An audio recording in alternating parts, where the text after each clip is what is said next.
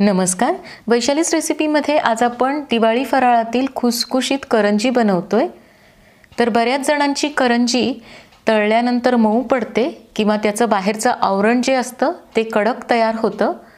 तर आजच्या व्हिडिओमध्ये आपण छान अशी खुसखुशीत करंजी करण्यासाठी पीठ कसं भिजवायचं, सारण कसं तयार करायचं आणि करंजी तळताना कोणती काळजी घ्यायची या सर्व गोष्टी पाहणार आहोत।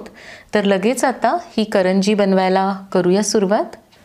सर्वात आधी आपण या करंजीसाठी काय काय साहित्य लागेल ते पाहूया। तर आधी वजनी माप पाहूया। इथे मी 500 ग्रॅम म्हणजे अर्धा किलो मैदा घेतला आहे। तर एवढ्या मैद्यामध्ये साधारण मोठ्या आकाराच्या 50 करंज्या तयार होतात।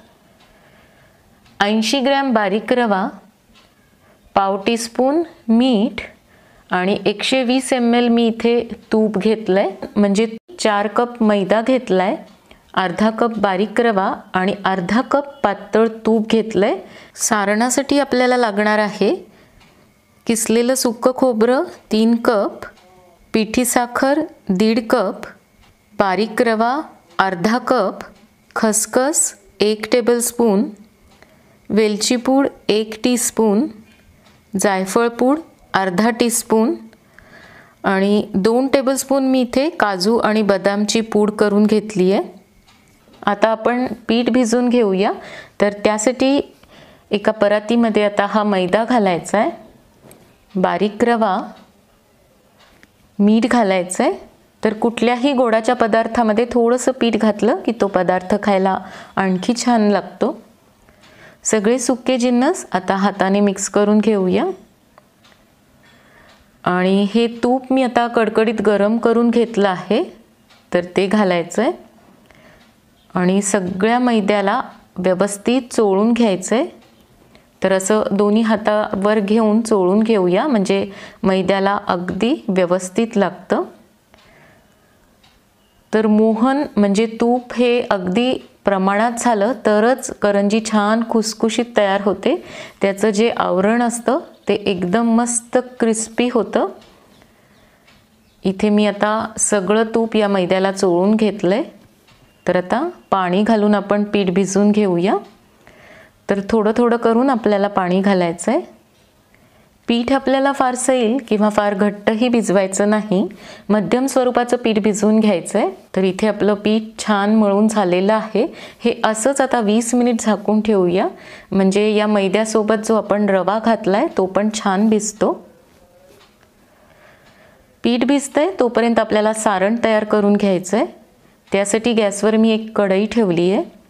यामध्ये सुरुवातीला आपण ही खसखस घालूया आणि अगदी मंद गॅसवर हिला भाजून घ्यायचं आहे। तर हलकंसंच भाजायचं आहे, खसखस खूप बारीक असते त्यामुळे अगदी पटकन भाजल्या जाते। तर ही आता भाजून झालेली आहे, काढून घेऊया। आता याच कढईमध्ये आपल्याला हे किसलेलं खोबरं घालायचं आहे आणि मंद गॅसवर हे खोबरं पण हलक्या तांबूस रंगावर भाजून घेऊया। असं खोबरं हलकंसं भाजून घेतलं म्हणजे करंजी जरी जास्त दिवस राहिली तरी त्याचा खवूट असा वास येत नाही आणि खायला सुद्धा करंजी खमंग लागते। तर आता हे खोबरं सुद्धा इथे भाजून झालेलं आहे, काढून घेऊया। आता त्याच कढईमध्ये आपण 1 टीस्पून तूप घालूया आणि हा रवा घालायचा आहे आणि याला सुद्धा मंद गॅसवर हलक्या गुलाबी रंगावर भाजून घ्यायचं आहे। तर फार जास्त भाजायची ह्याला गरज नाही, हलकंसंच भाजायचं आहे। तर आता इथे तुम्ही पाहू शकता हा रवा भाजून झालेला आहे, हलकासा भाजल्याचा सुगंध पण येतोय। तर आता काढून घेऊया आणि हा रवा सुद्धा आपल्याला थंड करून घ्यायचा आहे। हे खोबरं सुद्धा आपलं थंड झालं की हाताने असं याला चुरून घ्यायचं आहे आणि यामध्येच आता हा भाजलेला रवा घालूया। पिठी साखर घालायची आहे, खसखस घालूया, वेलची पूड आणि ही जायफळाची पूड सुद्धा घालायची आहे आणि शेवटी काजू आणि बदामची जी आपण पावडर करून घेतली आहे ती पण घालायची आहे। सगळं व्यवस्थित हाताने मिक्स करून घ्यायचं आहे। तर मस्त आपलं सारण सुद्धा आता इथे तयार झालेलं आहे। पीठ भिजून पण आता 20 मिनिट झाली आहेत. तर परत या पिठाला 1 ते 2 मिनिट छान मळून घ्यायचं आहे. आणि आता याचे छोटे छोटे असे गोळे तयार करून घेऊया. एक गोळा काढून घ्यायचा आहे आणि बाकीच्या पिठावर झाकण ठेवायचं आहे. हवं तर तुम्ही पोळपाटाला खाली थोडंसं तूप पण लावून घेऊ शकता. आणि आता याला गोल पुरीप्रमाणे लाटून घ्यायचं आहे. तर फार पातळ किंवा फार जाडही ही पुरी ठेवायची नाही, मध्यम स्वरूपाची लाटून घ्यायची आहे. तर इथे मी आता छान अशी पुरी लाटून घेतली आहे. आता ही लाटलेली पुरी आपल्याला या करंजीच्या साच्यामध्ये ठेवायची आहे. थोडंसं ह्याला असं हाताने खोलगट करून घ्यायचं आणि यामध्ये सारण भरायचं आहे. तर चांगलं दाबून असं मी सारण घातलं आहे. थोडंसं कडेने पाणी लावून घ्यायचं आहे, म्हणजे व्यवस्थित ही बंद होते आणि आतून तळताना सारण बाहेर येत नाही. आता चांगलं दाबून घ्यायचं आहे, साचा बंद करून घ्यायचा आहे आणि कडेचं जे पीठ आहे ते काढून घ्यायचं आहे. तर एकदम मस्त अशी गुबगुबीत करंजी तयार झाली आहे. आणखी एक पुरी अशाच पद्धतीने आपण लाटून घेऊया. आणि आता तुमच्याकडे हा साचा नसेल तर घरात जी करंजीची फिरकी असते त्याने सुद्धा तुम्ही ही करंजी कट करून घेऊ शकता. तर आता इथे मी यामध्ये सारण भरून घेतलं आहे आणि या फिरकीने असं साईडचं कट करून घ्यायचं आहे. जास्तीचं पीठ काढून घ्यायचं आहे. तर ही दुसरी करंजीसुद्धा मी इथे बनवून घेतली आहे. अशाच पद्धतीने आता करंज्या बनवून घ्यायच्या आहेत. आता या करंज्या आपल्याला तळून घ्यायच्या आहेत. तर गॅसवर मी एका पसरट कढईमध्ये तेल गरम करायला ठेवलं होतं. तर ते आता झालं आहे का ते पाहूया. तर एक गोळा घालून बघायचा आहे. तर या करंजीसाठी फार कडकडीत तेल गरम करायचं नाही, मध्यम स्वरूपाचं आपल्याला तेल लागणार आहे. तर आपलं तेल पाहिजे तसं गरम झालेलं आहे. याला थोडेसे हलके बुडबुडे येत आहेत. तर आता यामध्ये करंज्या सोडूया. तर एका वेळेस बसतील तेवढ्या करंज्या यामध्ये सोडायच्या आहेत. तर जेवढ्या या कढईत बसतील तेवढ्या आपल्याला करंज्या सोडायच्या आहेत. आणि आता लो टू मीडियम फ्लेमवर या तळून घ्यायच्या आहेत. फार गॅसची फ्लेम मोठी ठेवायची नाही, तरच करंजी खायला खुसखुशीत लागते. तिचं आवरण मस्त असं क्रिस्पी तयार होतं. थोड्या वेळ याला अजिबात हात लावायचा नाही. थोड्याशा वर आल्या की मग पलटून घ्यायच्या आहेत आणि दोन्ही बाजूने उलटसुलट करून छान अशा लाईट गोल्डन कलरवर तळून घ्यायच्या आहेत. तर करंजी ही फार तांबूस नसते, अगदी हलकासा त्याला तांबूस रंग असतो. आता उलटसुलट करून या करंज्या मी तळून घेतल्या आहेत. तुम्ही पाहू शकता एकदम याला लाईट असा सोनेरी रंग आलाय. तर आता या काढून घेऊया. अशाच पद्धतीने आता सगळ्या करंज्या तळून घ्यायच्या आहेत आणि एका वेळेस बसतील तेवढ्या करंज्या कढईमध्ये घालायच्या आहेत. तर आता ही दुसरी बॅच पण आपली इथे तळून झाली आहे, काढून घेऊया. अशा पद्धतीने केलेल्या करंज्या खायला एकदम खुसखुशीत लागतात. याचं आवरण छान असं क्रिस्पी तयार होतं. आतलं सारणसुद्धा खायला एकदम खमंग लागतं. तर जरूर करून पहा. आज आपण एकदम खुसखुशीत तोंडात विरघळतील अशी शंकरपाळी बनवतोय. तर खूप साधी सोपी पद्धत आहे, फार काही मोठी प्रोसिजर नाही. घाईच्या वेळेस अगदी पटकन तुम्हाला ही बनवता येतील. खायला पण एकदम खस्ता लागतात आणि शिवाय केल्यावर 1 महिन्यापर्यंत आरामात टिकतात. तर लगेच आता रेसिपीला सुरुवात करूया. शंकरपाळी करण्यासाठी इथे मी 1.5 कप मैदा घेतला आहे. वजनामध्ये हा साधारण 180 ग्रॅम आहे. अर्धा कप पिठी साखर यामध्ये घालूया. तर हा कप मी अगदी गच्च भरून पिठी साखर घेतली आहे. तुम्हाला जसं गोड लागतं त्याप्रमाणे साखर तुम्ही थोडीफार कमी जास्त करू शकता. पाव कप इथे मी आता तूप घेतलं आहे. तर हे तूप मी गरम करून घेतलं आहे, फार कडकडीत गरम केलेलं नाही. तूप वितळेपर्यंतच गॅसवर ठेवलं होतं. आणि या सगळ्या पिठाला हे तूप चोळून घेऊया. चांगलं असं दोन्ही हातावर घेऊन पीठ चोळायचं, म्हणजे व्यवस्थित लागतं. आता पाणी घालून पीठ भिजवून घ्यायचं आहे. पीठ फार सैल भिजवायचं नाही आणि फार याला मळायचं पण नाही. फक्त पिठाचा छान गोळा एकत्र होईपर्यंतच मळून घ्यायचं आहे.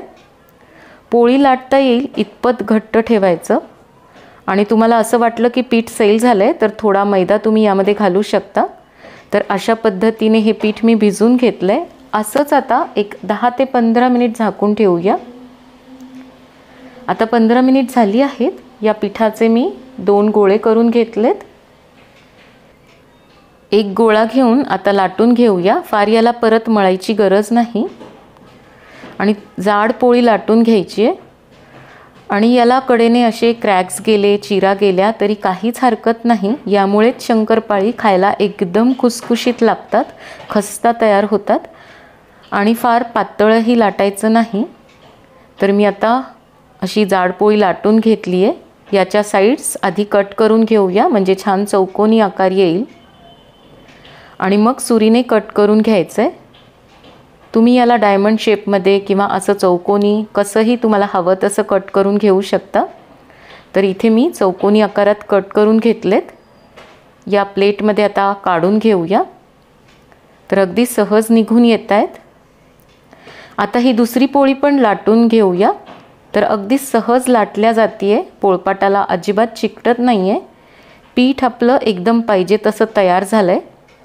तर दुसरी पोळी पण लाटून झालेली आहे। साइड्स कट करून घ्यायचेत। ही पोळी मी पहिलेपेक्षा थोडीशी जाड ठेवली आहे। जाड ठेवलं म्हणजे ही शंकरपाळी अगदी बिस्किटाप्रमाणे तयार होतात आणि अगदी तोंडात विरघळतात। तर चौकोनी आकारात ही पण मी कट करून घेतली आहेत। तेल मी आधीच गरम करायला ठेवलं होतं, तर आता चांगलं गरम झालेलं आहे। यासाठी फार कडकडीत तेल गरम करायचं नाही। मध्यम स्वरूपाचं तेल गरम झालं की गॅस कमी करायचा आहे आणि यामध्ये आता ही शंकरपाळी सोडूया। पहिल्या बॅचला हवं तर कमी सोडायची म्हणजे आपल्याला तेलाच्या टेम्परेचरचा अंदाज येतो। कारण तेल व्यवस्थित गरम झालेलं नसेल तर ही शंकरपाळी तेलात विरघळतात आणि फार जरी तेल कडकडीत गरम असेल तर पटकन तळली जातात, रंग पण थोडासा काळपट येतो आणि आतून कच्ची राहतात। त्यामुळे तेलाचं योग्य टेम्परेचर असणं शंकरपाळी तळताना खूप गरजेचं आहे। थोड्या वेळ याला अजिबात हात लावायचा नाही। थोडीशी अशी वर आली की मग पलटून घ्यायची आणि उलटसुलट करून तळून घ्यायचं। गॅसची फ्लेम फार मोठी ठेवायची नाही, तर मी लो टू मीडियमच्या मध्ये ठेवलेली आहे। असं सतत उलटसुलट केलं म्हणजे एकसारख्या रंगावर ही तळली जातात। तर पहिली बॅच इथे तळून झालेली आहे। ही जी आपण दुसरी पोळी जाड लाटून घेतली होती ती शंकरपाळी आता घालूया। याला पण लो टू मीडियम फ्लेमवर तळून घ्यायचं आहे। थोड्या वेळ हात लावायचा नाही, थोडीशी फुलून वर आली की मग पलटून घ्यायची। तर याचे लेयर्स एकदम मस्त दिसत आहेत। उलटसुलट करून लाईट गोल्डन कलर येईपर्यंत तळून घ्यायची आहेत। तर मस्त खस्ता दिसत आहेत, छान रंग पण आलेला आहे। तळून झाली आहेत तर काढून घेऊया। बाहेर काढल्यानंतर ती आणखी थोडीशी डार्क होतात, तर आत्ताच काढून घ्यायची आहेत। अशाच पद्धतीने आता सगळी तळून घेऊया। तर खूप साध्या, सोप्या आणि झटपट पद्धतीने आज आपण ही बनवली आहेत। तर एकदम खुसखुशीत झाली आहेत, आतून पण बिस्किटासारखी दिसत आहेत। आजची आपली रेसिपी आहे दिवाळी फराळातील सर्वांचा आवडता अनारसा। पाहिलं तुम्ही किती खुसखुशीत व जाळीदार झालाय। बऱ्याच वेळेस अनारशाचं पीठ करताना काही चुका होतात आणि मग अनारसा बिघडतो। तर आज आपण तांदूळ भिजवण्यापासून ते अनारसा तळेपर्यंत संपूर्ण कृती छोट्या छोट्या टिप्ससह पाहणार आहोत। तर लगेच आता रेसिपीला सुरुवात करूया। तर अनारसे करताना सर्वात महत्त्वाची टिप म्हणजे तांदूळ अनारशासाठी नेहमी जुना वापरायचा, नवीन तांदूळ अजिबात वापरायचा नाही।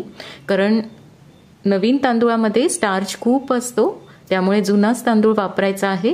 तर इथे मी अर्धा किलो रेशनचा तांदूळ घेतला आहे।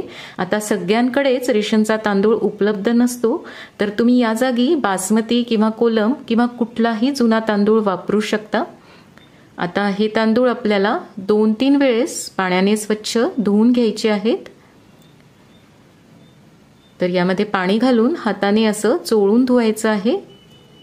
असं चोळून धुतल्यामुळे यात शिल्लक असलेला स्टार्च पण निघून जातो आणि तांदूळ पण स्वच्छ होतात। आता इथे मी हे तांदूळ 2-3 वेळेस पाण्याने स्वच्छ धुवून घेतलेत। तर यामध्ये आता वरून आणखी भरपूर स्वच्छ पाणी घालायचंय आणि हे तांदूळ आपल्याला आता 3 दिवस असेच भिजवत ठेवायचे आहेत आणि रोज संध्याकाळी याचं पाणी बदलायचंय। पाणी बदलल्यामुळे तांदूळाला अंबूस वास येत नाही। तर आता हे आपण असेच 3 दिवस भिजवत ठेवूया। आता 3 दिवस झाले आहेत आणि आज चौथा दिवस आहे। आपण रविवारी तांदूळ भिजत घातले होते, तर रविवार, सोमवार, मंगळवार रोज रात्री मी ह्याचं पाणी बदललंय आणि आज बुधवार आहे। तर आता आपल्याला हे तांदूळातलं पाणी काढून घ्यायचंय आणि या तांदूळाला परत एकदा स्वच्छ पाण्याने धुवून घ्यायचंय। तर आता हे वरचं पाणी आपण काढून घेऊया। सगळं पाणी काढून घ्यायचंय आणि या तांदूळाला परत एकदा स्वच्छ पाण्याने धुवून घ्यायचंय। तर तांदूळ मी स्वच्छ धुवून घेतले आणि नंतर एका चाळणीवर निथळत ठेवले आहेत। आता तुम्ही पाहू शकता हे तांदूळ थोडे फुगलेत आणि आपण याचं रोज पाणी बदलल्यामुळे पांढरे शुभ्र पण दिसतायत। तर आता हे असेच आपल्याला 15 मिनिट ठेवायचे आहेत। आता 15 मिनिट झाली आहेत, याचं पाणी निथळलंय। तर एका सुती कपड्यावर हे आपल्याला वाळवून घ्यायचेत। तर घरातच आपल्याला हे वाळवून घ्यायचेत, उन्हात अजिबात ठेवायचे नाहीत। तर हे असे पातळ पसरून घेऊयात आणि फार कोरडे पण हे करायचे नाहीत, थोडा ओलेपणा यात शिल्लक ठेवायचा आहे। तर आता हे आपण हाताने असे पातळ पसरून घेऊया। आता साधारण 1.5 तास झाला आहे। तर हे तांदूळ आपल्याला पाहिजे तसे वाळले आहेत। असे हातात घेतल्यावर हाताला लागत नाहीयेत, म्हणजे पाहिजे तसे हे वाळले आहेत आणि हातात घेतल्यावर असा त्याचा थोडाफार चुरा होतोय। तर आपल्याला असेच तांदूळ पाहिजेत, म्हणजे यात थोडंसं मॉइश्चर ठेवायचं आहे, म्हणजे ओलसरपणा बाकी ठेवायचा आहे। तर आता हे तांदूळ आपण एका मिक्सरच्या भांड्यात घालूया आणि याचं आता आपल्याला पीठ तयार करून घ्यायचंय।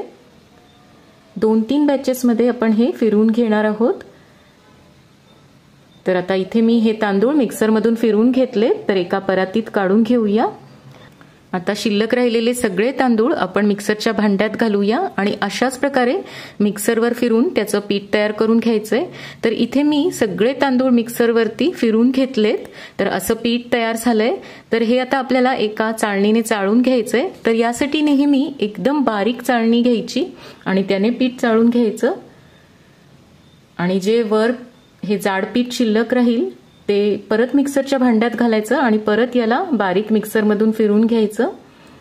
तर इथे मी आता सगळं पीठ चाळणीने चाळून घेतलंय। आता यातलं आपल्याला थोडंसं पीठ बाजूला काढून ठेवायचंय, कारण आपलं अनारशाचं पीठ जर सैल झालं, पातळ झालं, तर त्यामध्ये मग आपल्याला घालायला हे कामी येतं। तर हे पीठ आपण आता बाजूला काढून ठेवूया। इथे मी आता 400 ग्रॅम गूळ घेतला आहे आणि याला किसणीवर किसून घेतलंय। तर गूळ नेहमी वजनातच मोजून घ्यायचा, कारण वातावरणानुसार गुळाचं आकारमान बदलतं आणि मग आपला अंदाज चुकतो।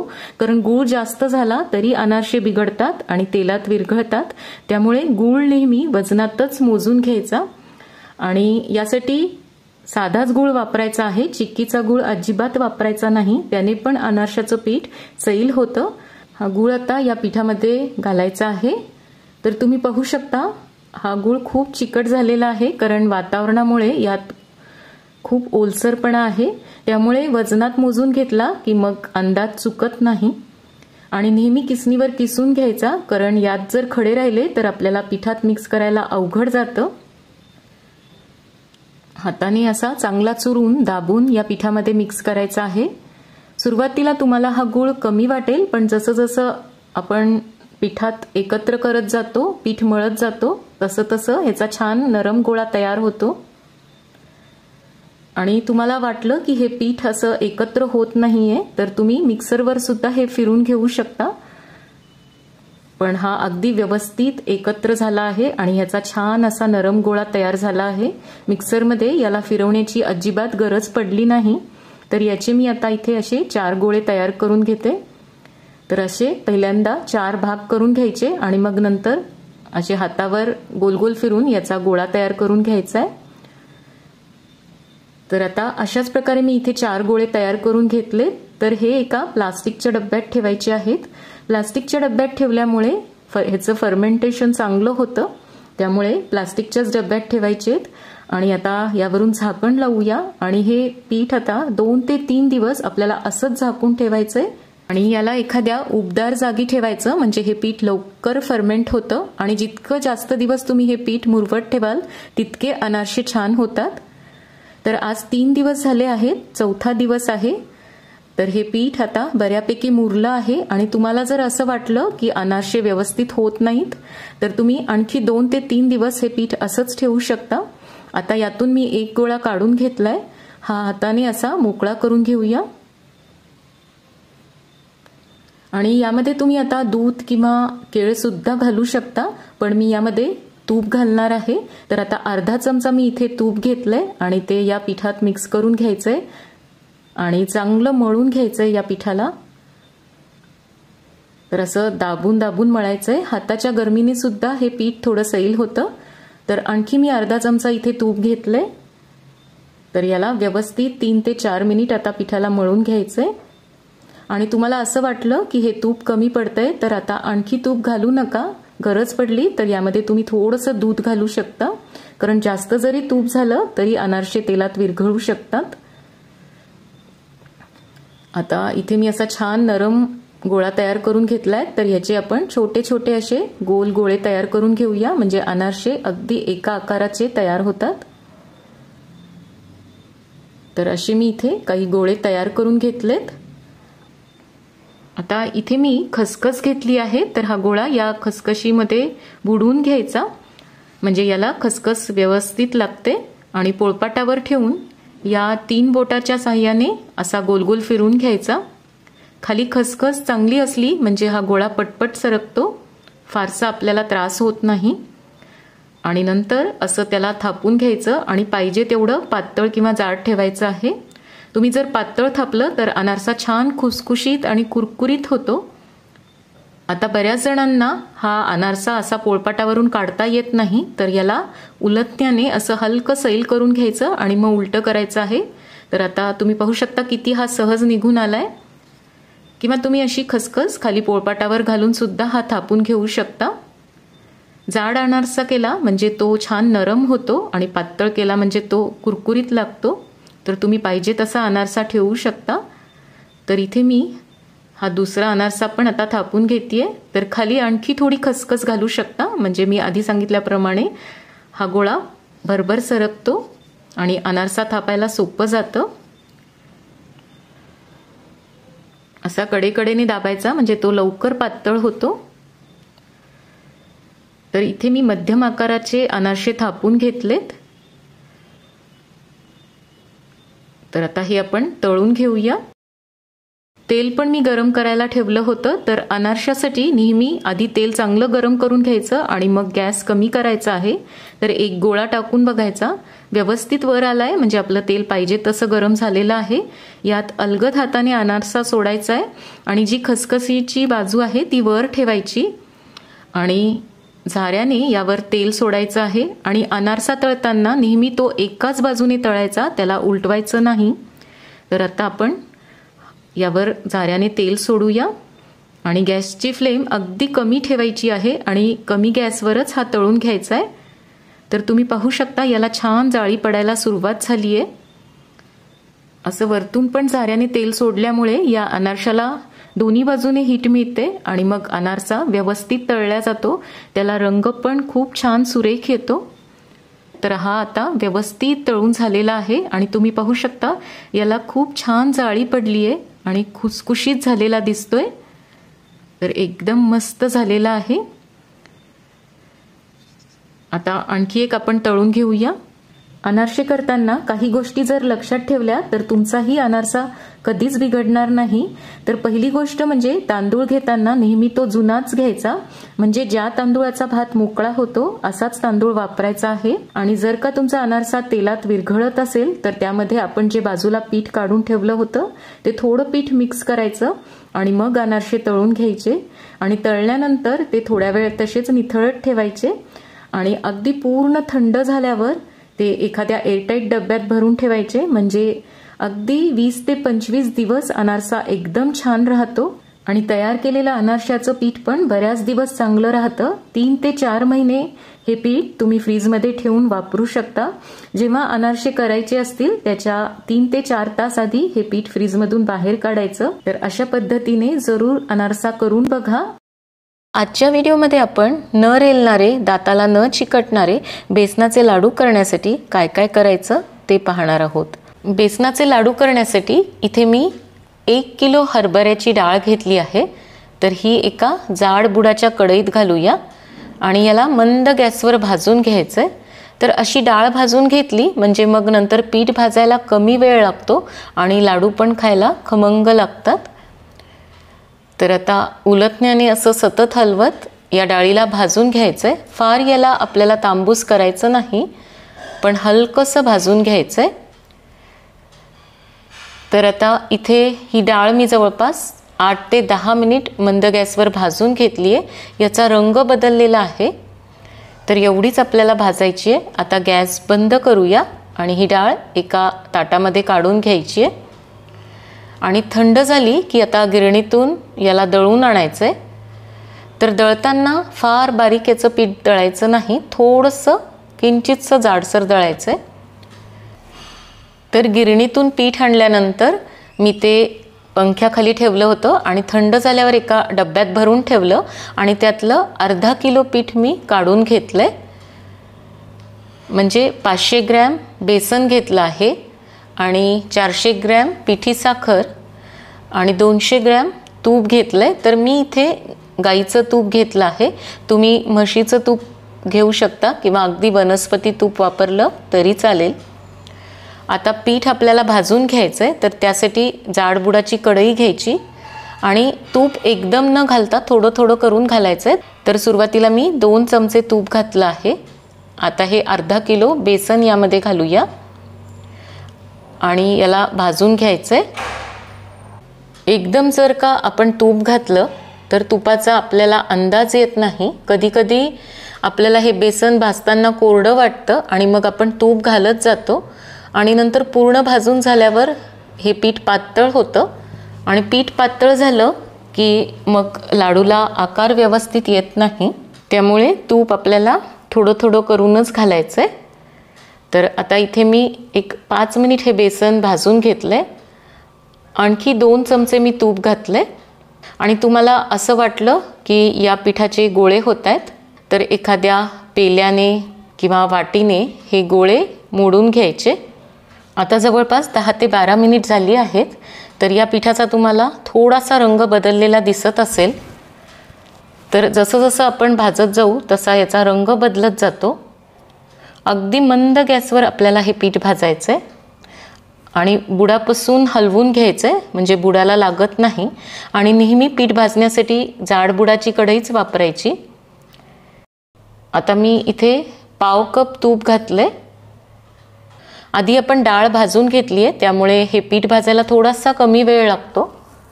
आधी तुम्हाला हे पीठ कोरडं वाटेल पण अजिबात तूप जास्त घालू नका, कारण जसं जसं आपण भाजत जाऊ तसं तूप सुटत जातं. अधूनमधून असं पसरून घ्यायचं म्हणजे सगळ्या बाजूने त्याला एकसारखी हीट मिळते आणि पीठ पटकन भाजल्या जातं. आता जवळपास 30 ते 35 मिनिट झाली आहेत. पीठ थोडंसं ओलसर झालं आहे, सैल झालं आहे, चांगलं याला तूप सुटलेलं आहे आणि मला हलवताना सुद्धा जड लागतं आहे. म्हणजेच आपलं पीठ भाजत आलेलं आहे. आधी डाळ भाजल्यामुळे थोडासा कमी वेळ लागला आहे. तर आता या स्टेजला आपल्याला यामध्ये दूध घालायचं आहे. दूध घातल्याबरोबर तुम्ही पाहू शकता हे पीठ असं फसफसून आलं आहे. आता छान याला मिक्स करून घ्यायचं आहे. तर असं दूध घातलं म्हणजे लाडू छान रवाळ दाणेदार तयार होतात, दाताला अजिबात चिकटत नाहीत. दूध घातल्यानंतर आणखी 3 ते 4 मिनिट याला भाजून घ्यायचं आहे म्हणजे दूध यामध्ये राहत नाही. तर आता 3 ते 4 मिनिट झाली आहेत. पीठ भाजल्याचा छान खमंग असा सुगंध येतोय. तर एवढंच आपल्याला भाजायचं आहे. गॅस बंद करूया आणि गॅस बंद केल्यानंतर सुद्धा उलटण्याने हलवायचं आहे कारण आपली कढई खूप गरम आहे. आपण हलवण्याचं थांबवलं तर हे पीठ बुडाला लागू शकतं. आणि 1 मिनिटानंतर आता लगेच परातीमध्ये काढून घेऊया. आता जरी तुम्हाला हे पीठ घट्ट वाटलं तरी नंतर ते सैल होतं. छान याला पसरून घ्यायचं आहे. तर या पिठाला तुम्ही पाहू शकता रंग खूप छान आलाय। तर आता इथे मी हे सगळं पसरून घेतलंय। कोमट होईपर्यंत आपल्याला थांबायचं आहे आणि मग साखर घालायची आहे। आता अर्धा तास झाला आहे, पीठ कोमट झालेलं आहे। तर उलटण्याने हे सगळं हलवून घेऊया। तर मस्त असं रवाळ दिसतंय। यामध्ये पिठी साखर घालायची आहे। तर 2 बॅचेसमध्ये आपण घालूया। तर साखर तुम्ही तुमच्या चवीनुसार कमी जास्त करू शकता। पहिली साखर मिक्स करून घेतल्यानंतर मी उरलेली घातली आहे। तर बरोबर 500 ग्रॅम बेसनाला 400 ग्रॅम पिठी साखर घातली आहे। सुरुवातीला कदाचित तुम्हाला ही साखर जास्त वाटेल, पण हे प्रमाण अगदी बरोबर आहे। आता मी मिक्स करून घेतलंय। तर 1 चमचा वेलची पूड घालूया आणि तुम्ही तुमच्या आवडीनुसार यामध्ये ड्रायफ्रूट सुद्धा घालू शकता किंवा बेदाणेही वरून तुम्हाला लावता येतील। पण हे असे नुसतेच बेसनाचे लाडू खायला खूप छान लागतात। चांगलं याला एकत्र करून घ्यायचंय। दोन्ही हातावर घेऊन असं मळून घ्यायचं, म्हणजे पीठ आणि साखर व्यवस्थित एकत्र होतं। तर याचा आता छान गोळा तयार झालाय। हातावर घेऊन गोल गोल फिरवून घेऊया आणि आता जरी तुम्हाला हे पीठ सैल वाटलं तरी थोड्या वेळाने हे थोडंसं घट्ट होतं। जसे बांधल्या जात आहेत तसे लाडू करून घ्यायचे, थोड्या वेळ तसेच ठेवून द्यायचे आणि मग अर्ध्या तासाने त्याला व्यवस्थित आकार द्यायचा। तर इथे मी लाडू बांधून घेतलाय। वरून मी पिस्ते लावतीये, तर दिसायला एकदम भारी दिसतोय। आणखी एक बांधून घेऊया। तर अशा पद्धतीने बेसनाचे लाडू अवश्य करून पहा, करायला खूप सोपे आहेत। आधी डाळ हलकीशी भाजून घ्या, म्हणजे मग पीठ भाजायला कमी वेळ लागतो आणि तूप 2-4 टप्प्यात घाला, म्हणजे आपल्याला तुपाचा अंदाज येतो। कारण बेसनाचे लाडू हे पूर्ण तुपाच्या प्रमाणावर कसे होतील हे अवलंबून असतं। पीठ भाजताना मंद गॅसवर भाजून घ्या। थोडंसं पीठ भाजत आलं की दुधाचा शिपका द्या, म्हणजे लाडू छान दाणेदार तयार होतात, दाताला अजिबात चिकटत नाहीत। आणि लाडू करताना तुम्हाला असं वाटलं की मिश्रण सैल झालंय, तर जसा आकार येईल तसे लाडू बांधून घ्या आणि नंतर थोड्या वेळ ते लाडू तसेच ठेवा। एखाद्या तासानंतर परत लाडू बांधून घ्या, म्हणजे मग त्याला व्यवस्थित आकार येतो। आपण घेतलेल्या साहित्यामध्ये साधारण 1 किलोच्या वर लाडू तयार झालेत। मी केले तसे 35 लाडू झाले आहेत, पण तुम्ही साईज कसा ठेवता त्यावर किती लाडू होतील हे अवलंबून आहे। दिसायला एकदम मस्त दिसतायत आणि खायला पण तेवढेच अप्रतिम लागतात, अगदी तोंडात विरघळतात। आज आपण गव्हाच्या पिठाची चकली करणार आहोत। दिवाळीच्या घाईगडबडीत जर तुम्हाला भाजणी करणं जमलं नाही, वेळ मिळाला नाही, तर ही गव्हाची चकली अगदी झटपट होते आणि तुम्ही एरवी सुद्धा कधीही मनात आलं की ही चकली बनवून खाऊ शकता। तर लगेच आता रेसिपीला सुरुवात करूया। तर ही चकली करण्यासाठी इथे मी 2 कप गव्हाचं पीठ घेतलं आहे आणि अर्धा कप तांदूळाचं पीठ, म्हणजे जेवढं आपण गव्हाचं पीठ घेतलं त्याचा 1/4 भाग आपण तांदूळाचं पीठ घेतलं आहे। तांदूळाच्या पिठामुळे ही चकली छान कुरकुरीत होते आणि तुम्ही सर्व माप एखाद्या वाटीने, पेल्याने किंवा भांड्याने पण घेऊ शकता। इथे मी आता एक कुकरचा डब्बा घेतला आहे, त्यावर एखादा सुती कपडा ठेवायचा। शक्यतो पांढराच कपडा घ्या, म्हणजे पिठाला रंग लागणार नाही। तर यामध्ये आता हे पीठ घालूया।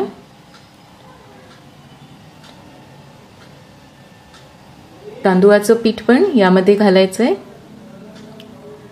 आणि ही दोन्ही पीठ आता हाताने एकत्र करून घ्यायची आहेत आणि हा कपडा आता फोल्ड करून घेऊया आणि याची चांगली गाठ बांधून घ्यायची आहे। तर जास्त टाईट गाठ बांधू नका, थोडी सैलसरच बांधायची आहे। आणि हे पीठ आता आपल्याला स्टीम करून घ्यायचंय, म्हणजेच वाफवून घ्यायचंय। तर यासाठी इथे मी इडली स्टीमरमध्ये 2 ग्लास खाली पाणी गरम करून घेतलंय। तुम्ही याऐवजी प्रेशर कुकर पण वापरू शकता, त्यामध्ये पण असं खाली पाणी घालायचं, एखादी प्लेट ठेवायची आणि त्यावर हा डब्बा ठेवायचा। मात्र जर कुकरमध्ये स्टीम करणार असाल तर त्याची शिट्टी काढून घ्यायची, रिंग तसंच ठेवायचं। आता झाकण लावून मीडियम फ्लेमवर हे 15 मिनिट आपण वाफवून घेऊया। आता 15 मिनिट झाली आहेत। तर गॅस बंद करायचा आहे आणि हे पीठ खाली काढून घेऊया आणि लगेच याची गाठ सोडून घ्यायची आहे. एकदम असं छान पीठ स्टीम झालेलं आहे आणि गरम असताना चमच्याने हे असं मोकळं करून घ्यायचंय. फार थंड झालं तर याचे खडे होण्याची शक्यता असते. तर आता चमच्याने असं आपण हे मोकळं करून घेऊया. असं पीठ स्टीम करून घेतल्यामुळे चकली खूप हलकी होते. आता इथे मी एक चाळणी घेतली आहे, त्यावर हे मोकळं केलेलं पीठ घालायचंय आणि चाळून घ्यायचंय. तर चाळणीने आपण हे चाळून घेऊया.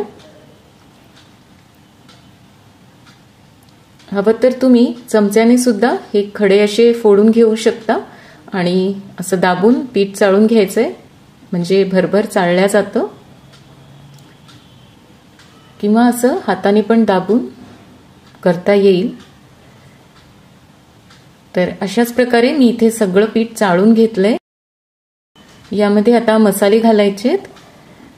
तर 1 टेबलस्पून धने जिरे पूड घातली आहे,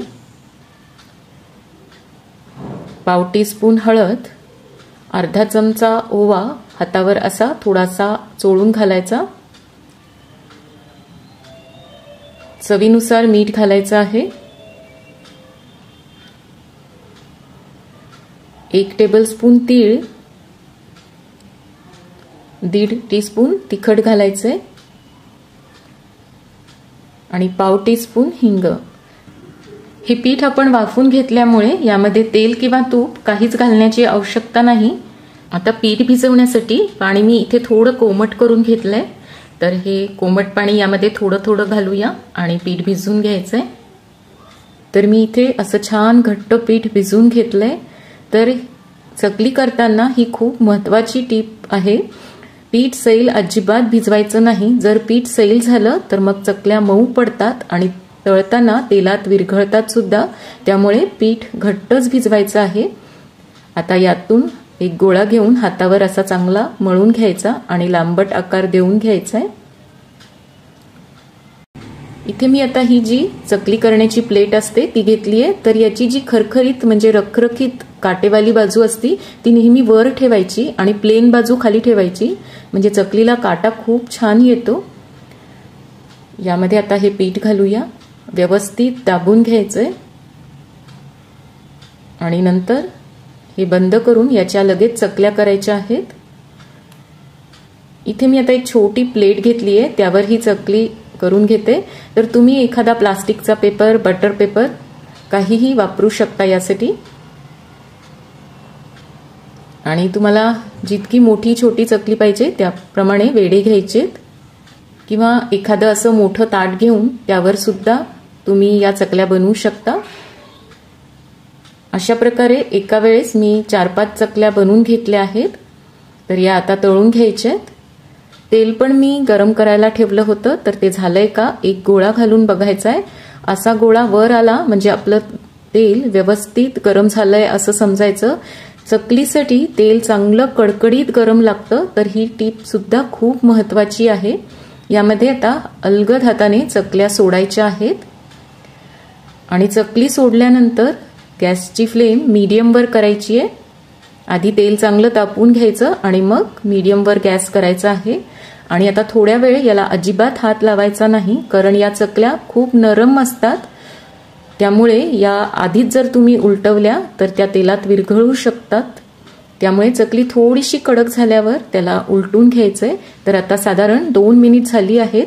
तर या आपण पलटून घेऊया. अधूनमधून या चकलीला उलटपुलट करायचं, म्हणजे चकली दोन्ही बाजूने छान तळली जाते आणि तिला दोन्ही बाजूने एकसारखा रंग येतो. तर या आता चांगल्या कुरकुरीत होईपर्यंत तळून घ्यायच्या आहेत आणि गॅसची फ्लेम लो टू मीडियमच्या मध्येच ठेवायची आहे.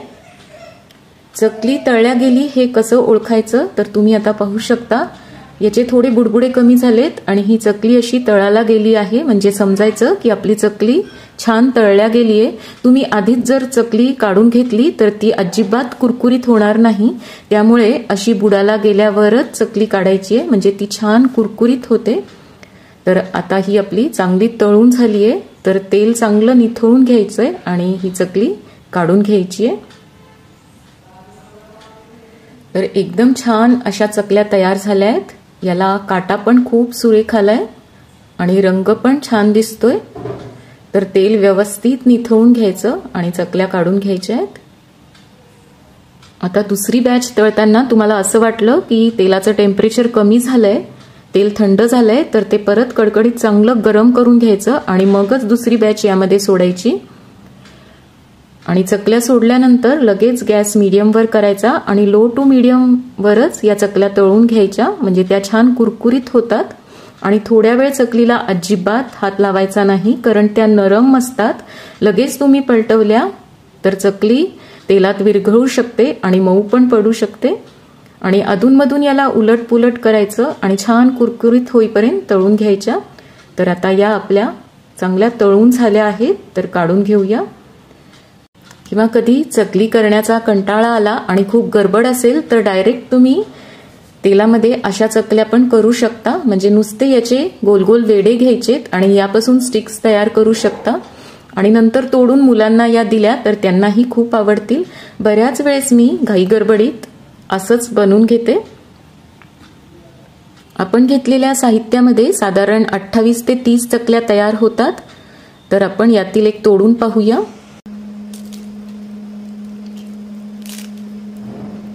तर तुम्ही याचा आवाज ऐकला असेल, खूप कुरकुरीत झाली आहे। तर कशी वाटली आजची रेसिपी कमेंट करून अवश्य सांगा। आवडली असेल तर नेहमीप्रमाणे व्हिडिओला लाईक आणि शेअर सुद्धा जरूर करा। लवकरच भेटणार आहोत अशाच एका रेसिपी सोबत। तोपर्यंत मस्त खा आणि मस्त रहा।